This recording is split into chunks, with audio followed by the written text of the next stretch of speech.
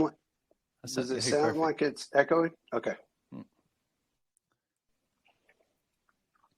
Hey, what's up, you guys? Welcome back to the Unlock Your Freedom podcast with Kevin Keppel. Man, so excited to have a friend of the show and a friend of mine, Josh Connally, back on. Man, what's up, Josh? Hey, what's going on, bud? Oh, man, it's all good in the hood over here. Man, well, kick us off and remind everybody a little bit about you, if you would. Yeah, so one of the owners of CBG Land Surveying.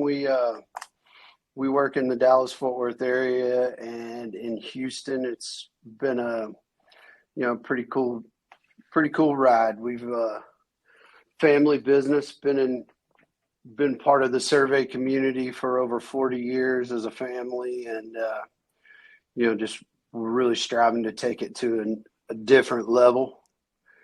That's my dad took it to a level, and then Bryan and I have really came to terms with the fact that he left us a very big stepping stone. So we both feel like it's part of our responsibility to take at least our company to the next level, and hopefully we can drag some other survey companies with us, kicking and screaming into the 21st century.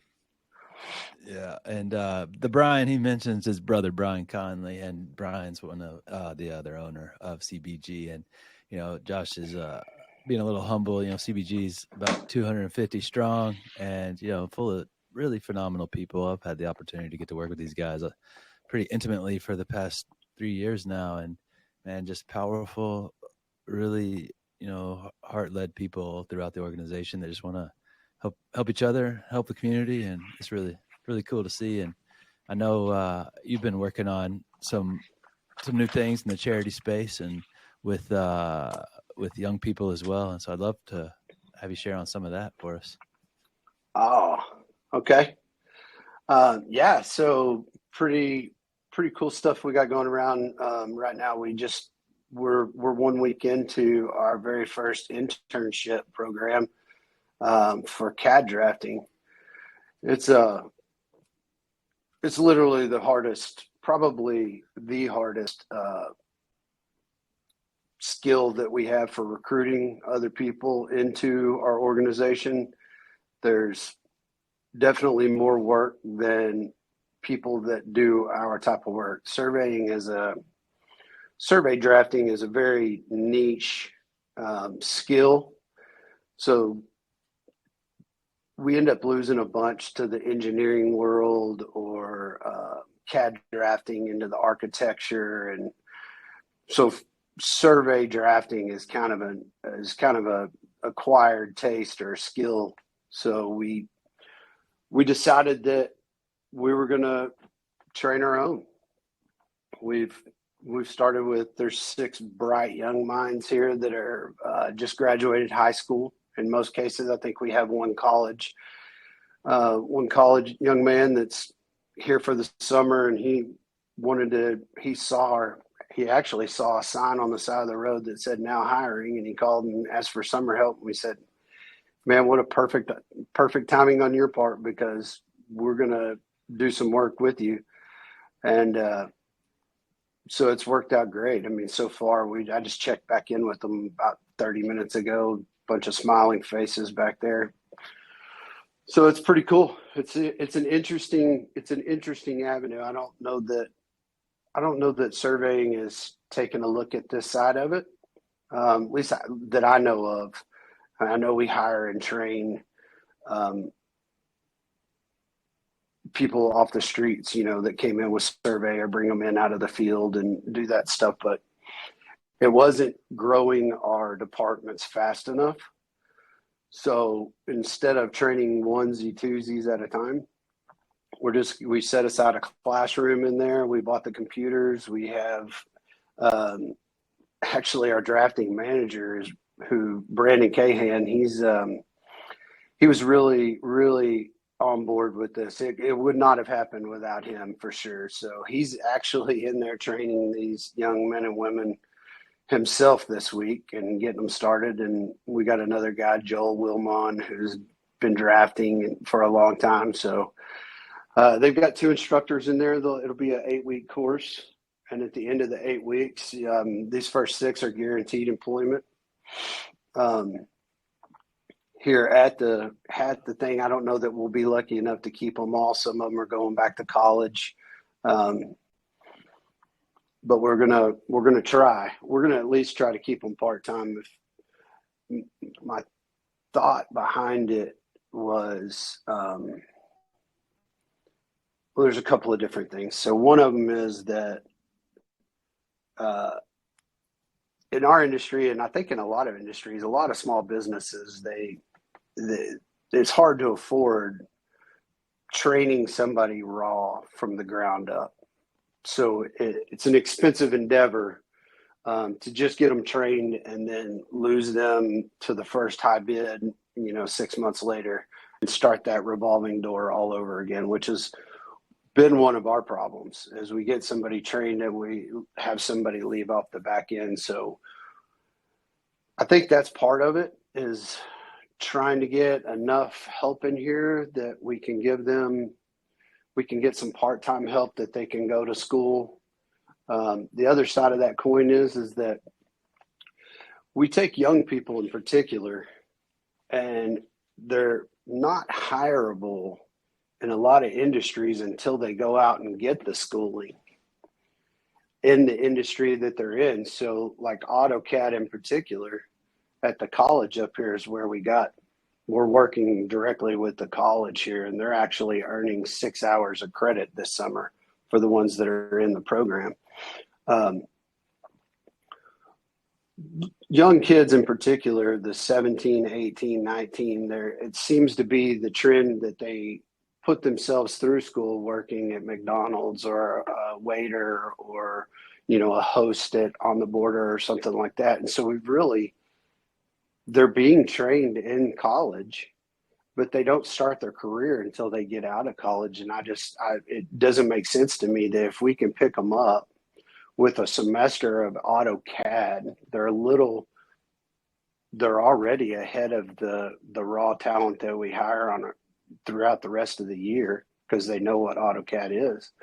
And then we train them specifically for 8 to 10 weeks in survey drafting, and then they can go back to school and finish. And we hope they do. We absolutely hope that they go back to school. But if we can get them for the same hours they're working at McDonald's, we got one that works at Home Depot. We've got another one that's a hostess at On the Border. If they'll come and work for us for those after the internship, if they'll work for us for that time that they're doing at the real job, at this job, then it works for both of us. I mean, they're furthering their career, whether they stay in surveying or not. They're still learning a heavy dose of drafting. We're going to work really hard with either some people in the industry. We have some competitors that are friends of ours that once this thing kicks off and large numbers going out, we know that we won't be able to hire them all.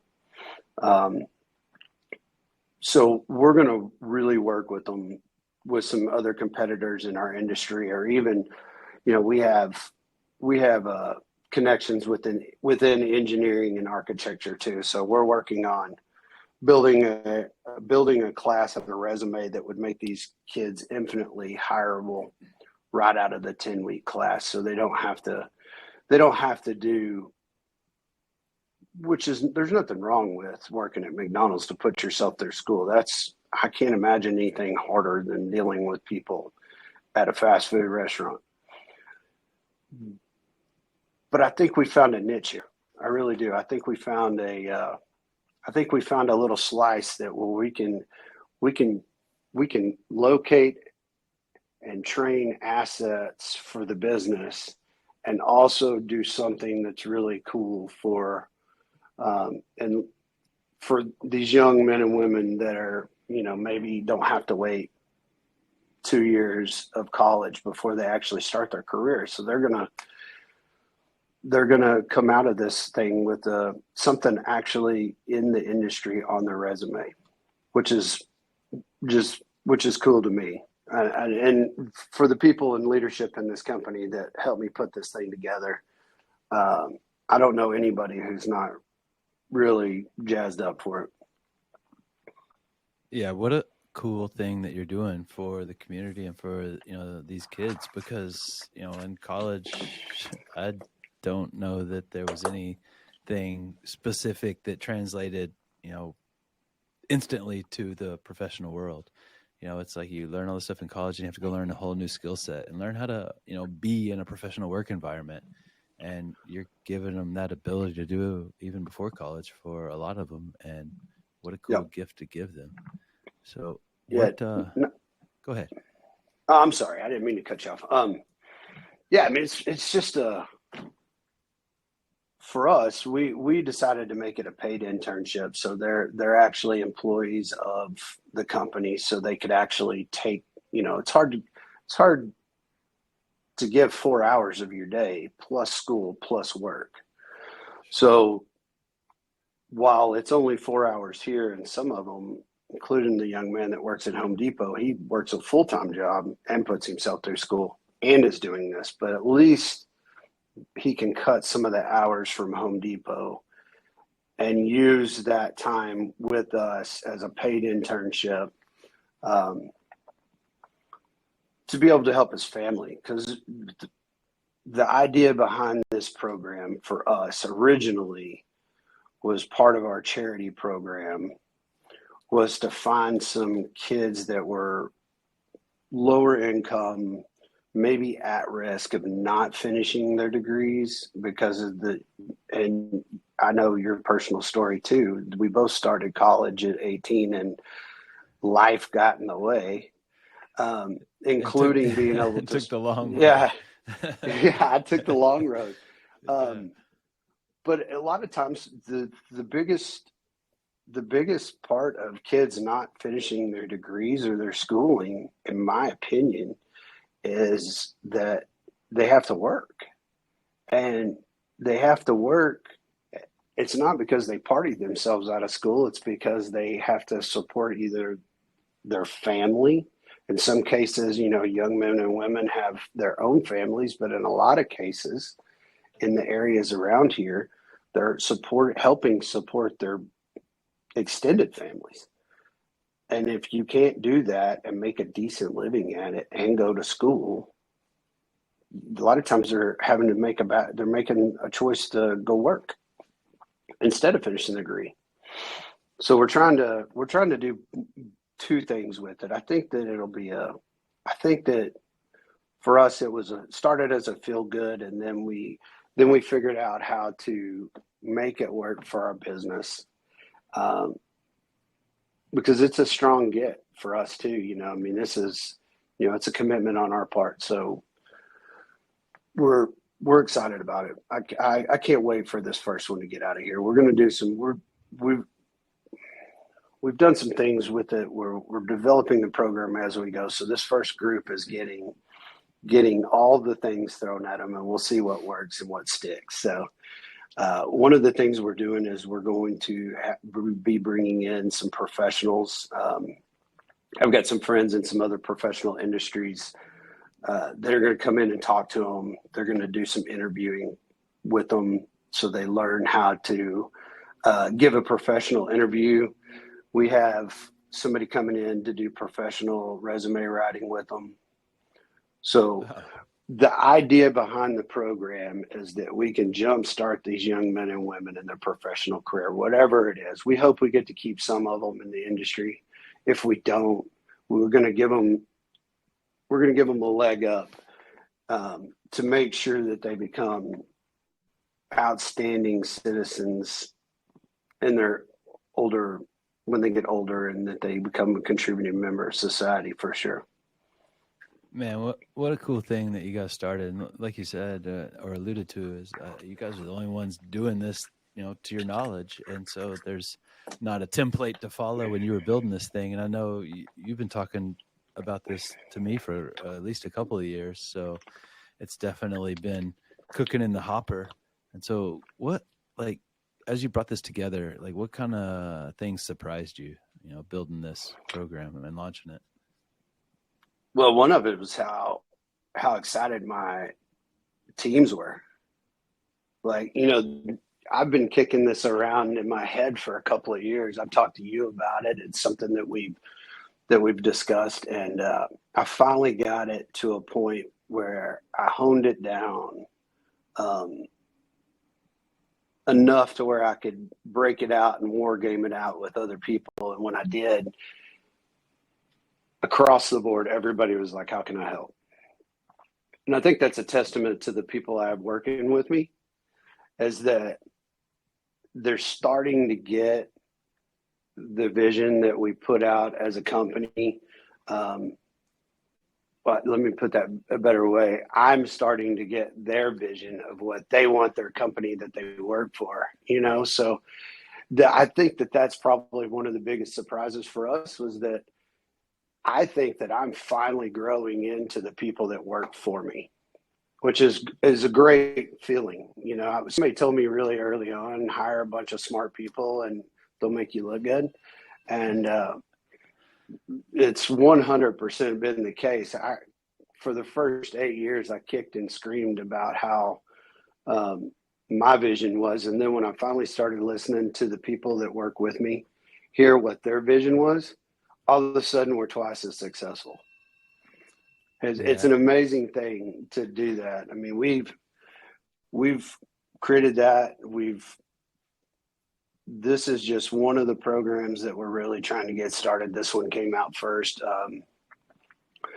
We had another idea that makes perfect sense. Part of this training program we're going to do is we kind of started with the at-risk and the young people, but there's a whole demographic that's not being utilized, and that's the older generation. I mean, it's an amazing thing, because nobody worked harder than people my parents' age, and they might not have some of the skills to today to actually do it, but they're definitely smart enough, and they definitely have the work ethic. And there's a whole generation coming up. I mean, for future generation, for the future of our work and our industry, there's a whole generation of people that are physically working themselves out of their careers. I mean, I'm 48, bad knee, bad ankles, bad back. I couldn't physically go pour concrete all day or roof a house. And there's going to be lots of those people coming up. And what would make anybody in the business world think that somebody who's 50 years old that worked their tail off their entire life, they're going to work any less hard for you sitting in a chair in the air conditioning? For one of our skills is drafting. We're concentrating on the drafting right now because it's really hard to recruit for. But I think that's probably the next big untapped market for a lot of small businesses. We've seen it with older. You started seeing older people in some of the careers that you didn't typically see. My favorite restaurant with my favorite waiter, he's like 58 years old, and he is amazing. And he had a corporate career and decided to get out of that with the COVID and everything else when things kind of slowed down a little bit. And now he's doing this and he loves it and he's great at it. And that's pretty eye-opening, that if we could have some of the 50, 55 people that are physically able to go out and work in the Texas sun every single day. I can't imagine that they'd work any less hard for you inside a comfy office with a chair that's got back support. Yeah, absolutely. I mean, and by 50, you've definitely created and collected a decent amount of wisdom, and there's a lot to be said for that, because you bring in somebody with accumulated knowledge, wisdom, whatever. Even if it's a different industry, they're still going to be able to probably come in and be productive pretty quickly for you, and I think that's pretty powerful. Well, and you get the, I mean, I think you get a lot of people skills. People people, like you just said, with the wisdom of an older generation comes with an entire book of life skills in most cases. There's always going to be the guy that's, hasn't really grown up or whatever. But I think a lot of them get overlooked because of age, and you think longevity. If you spend your finite amount of training dollars on somebody that's older, you're not going to get the longevity out of them. But what we've learned over the last 5 years is that a company doesn't get that longevity. People don't start and end their careers at the same place anymore. And it took a long time for us to take that personal, that we spent our training dollars on somebody and then they moved on. And we took it personally, like, well, that was not a good investment. But the thing is inevitably a lot of them come back and somebody else has spent their training dollars. And that's part of the industry that you have to give and get at the same time. So we hope that we keep some of them. We wish the ones that don't the best. If somebody wants to train them up in a new skill and then they come back later on, then all the better. Yeah, that's super powerful. I know that philanthropy is really a passion of yours, and I know that you work with a few different types of charities. I'd love it if you could talk to us a little bit about just where that motivation comes from, and what some of that looks like.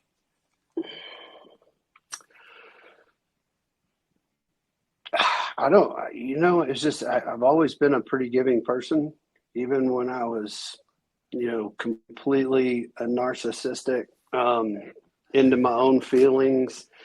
That was the one thing that, I always was pretty proud of myself, even when I wasn't all that proud of myself, was that I did tend to give of myself or my time.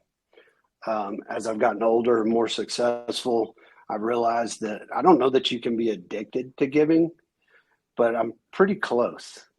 I mean, I love the way it makes me feel. I love the way it makes other people feel, so if it's something that I can give back, and if it's just stroking a check that affords other people's time to give, then that's still a form of giving. I don't know. I don't know where that came from. I know that, my parents were always big givers. Everybody in my family has given at some point or another, some passion they've had that they've given back. My mom does a food pantry on Mondays out in her little town she lives in. So probably, I love you, Mama. Moms are the best. It's Shout out probably, to all the moms. she was a big influence in my life. My stepdad was a big influence in my life. We talked a little bit about it. It was pretty funny. I just had my 11th anniversary yesterday, Jen and I, and Mom sent a big flowy email to us, or a text message to me, and part of that was a story I'd never heard, but meant the most to my mom and me too. I'm gonna cry over it. So for my 10th birthday, my stepdad Doug gave sent 2 dozen roses to my mom's word, and said, "Thank you for giving me Josh." Wow. Yeah. Wow. Yeah. What a guy. I know, right? So, he's the dad he didn't have to be. So that was pretty cool. And then to hear stories like that just confirms everything that I think about the guy that, I've never heard that story, and I cried like a baby. My wife cried last night. We were sitting on the couch and, tearing up and thinking about it. So, I don't know, between the two of them, between Mom and Doug, my dad, and, just kind of set the base. And then as I got stronger in my faith and the 10 times rule, and, Bryan and I, when we first started this company, we made it a point to give back with the understanding that it would come back at some point. And we started with the Scottish Rite. It's a charity that's near and dear to me.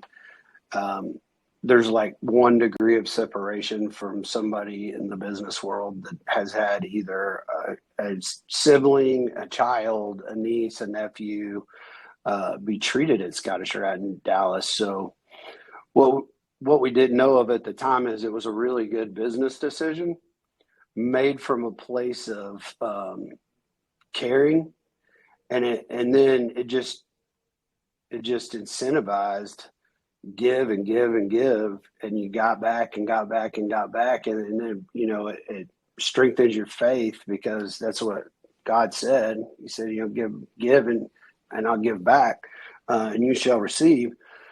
So it started with that, and then there were some other things that I'm passionate about, and a lot of it's faith based, So it just, I'll be honest, it just makes me feel good. It does something in my brain and in my heart, that when I do get an opportunity to give back, especially my time, I'm really stingy with my time right now. So when I pick something that I'm passionate about and I get to give back in my time, it does something to me, that there's like a 2-week high of just like, you could not smack the smile off my face. I've realized that by helping others, a lot of the stuff that I took so seriously when I was young becomes so irrelevant.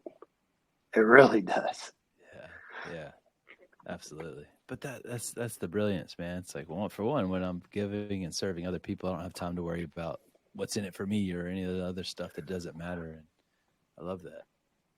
No, you really don't. I mean, if you concentrate on somebody else's wants and needs, a lot of your wants and needs get taken care of while you're not even paying attention. Yeah, it's a weird thing. You're like, oh man, what am I missing in my life? I'm missing, some love, and I'm missing some empathy, and we talk about our strengths all the time, and empathy is not high on my list of strengths. But I realized when I give back, some of those strengths that don't come natural to me, just they kind of float to the surface, in other forms. So it's a weird dynamic when you start talking about what your strengths are, when you start doing stuff for other people. So then we talk about all our strengths and communications within our strengths, in our teams, in our company. We all of our manager teams know all of our strengths and our thing. And so we start throttling down some of our strengths to make sure we communicate well into their strengths. And it's just a form of giving back also. I mean, that's, it's a form of charity when you take your ego and set it aside, and then you let somebody else's ego take the forefront for a little bit. I mean, it's a form of that too.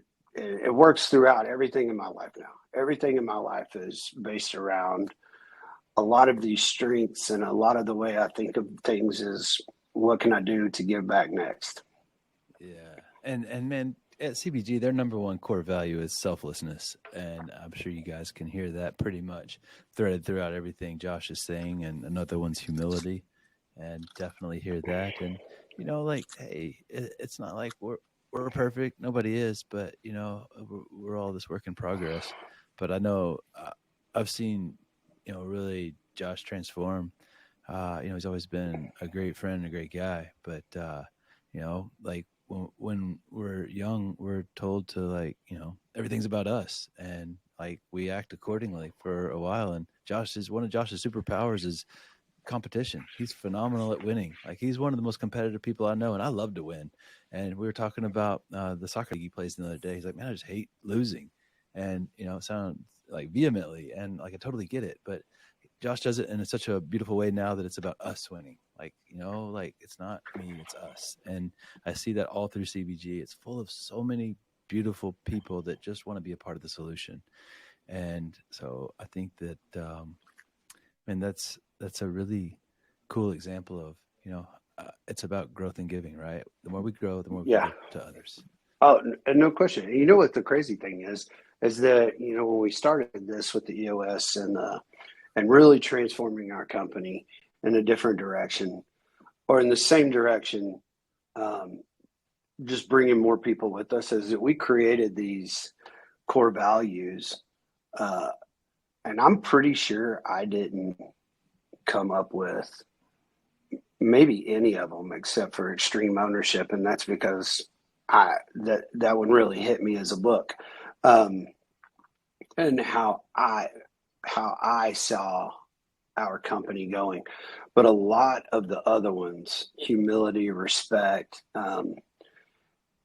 those are the things that we talked about as a group, as a leadership team, and I think we all started hitting on it. I said it earlier that it was really crazy how when I started putting my company in a position to where I started listening to the views of the people that worked for me or with me, the company really just did a 180 and turned around, and we came up with these core values based on a leadership team. It tracks all the way through our company now. Um, it's just it's a phenomenal experience to sit down and take ego and some of the stuff that really was important before and listen to what's important to the people you work with as a company. And then all of a sudden it's their vision and you're just along for the ride. You know what that creates? That creates a lot of time. So if you're listening to this today as a business owner, I can tell you right now, if you'll just listen to the people that you pay to work for you and trust to do some of the decisions you have them make for you, if you'll let them decide kind of the route that you're going to take to get there, the most important thing in your life is time, and you'll have a lot more of it.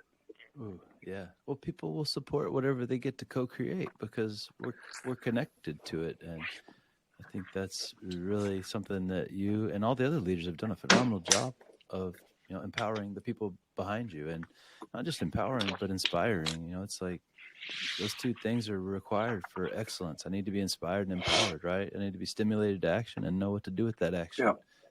So really powerful, man. I could listen to this all day. Oh, this is good stuff. But let's transition into the fire round here, man. I know you won't give you some of that time back here, get you on your way. So first question, what's a favorite book to read, recommend, give away? Oh, Extreme Ownership by Yeah. Jocko and Leaf for sure.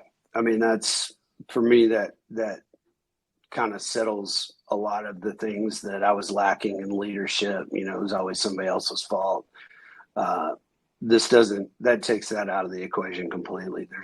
There's no other people's fault. If you touched it, you own it. That's the way to empower yourself too, because then you're responsible for everything in your life instead of, allowing yourself to be a victim to the results. So a super powerful book. Yep. What does freedom mean to you, Josh? Time and giving.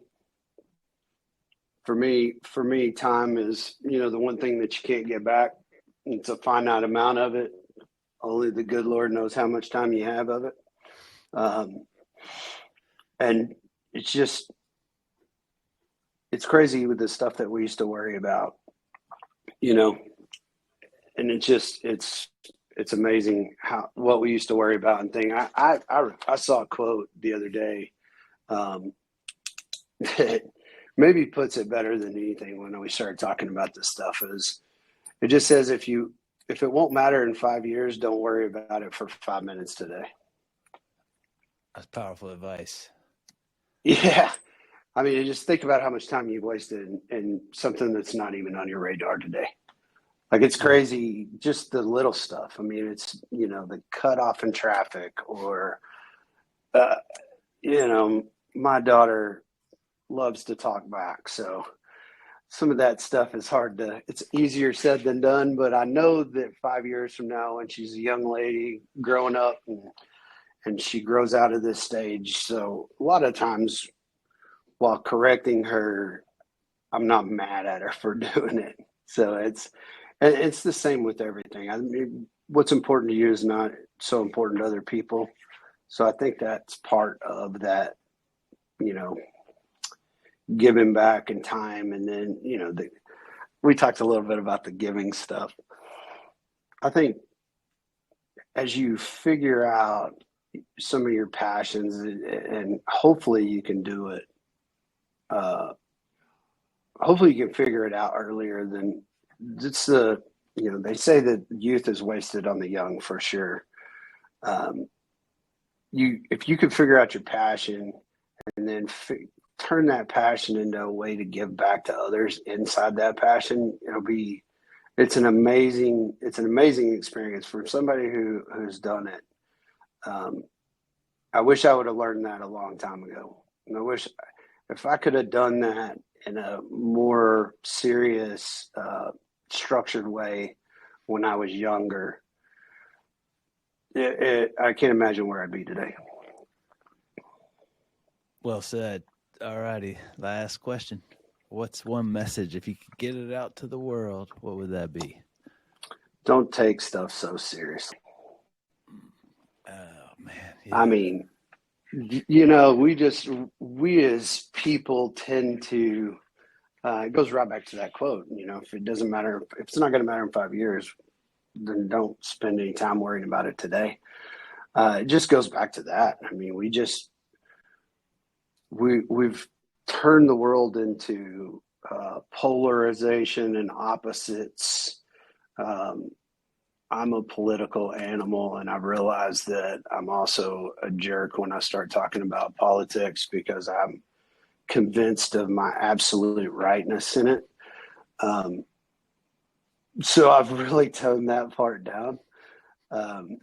But it's across the board, whatever it is, don't take it so seriously. There's people talk about don't sweat in the small stuff, and sometimes the small stuff to you is not so small to other people. But really, there's a lot of stuff in our lives that we tend to focus on what do you say all the time? Pressed up against the glass. That's a better word of it. That we spend so much time pressed up against the glass that we don't see what's going on around us a little bit. And there's a lot of opportunities, whether it's in business or your families, friendships. None of us do a good job. Very few of us do a good job of actually being good friends. So the things that I'm working on in my life right now are those three. Don't take it so seriously. Be a better friend. Of course, be a better husband and a better father. And I think a lot of that comes down to don't take it so seriously. That might be my new mantra from here on out, because I'm a pretty serious guy for anybody who knows me, that I tend to ramp up really quick. So I'm going to slow down and, smell the flowers. I'm officially more than halfway there, I think, unless they figure out how to biohack old and fat and lazy. So That's awesome. I think so. I mean, I think that if I had to give the world one advice, I see a lot of people running around like their pants are on fire, and me too. A lot of times I drive fast and I save 0.3 seconds on a drive home, but it has to be at, Mach 90 to do it and risk me and 50 other people on the road's lives. So I'm working on me.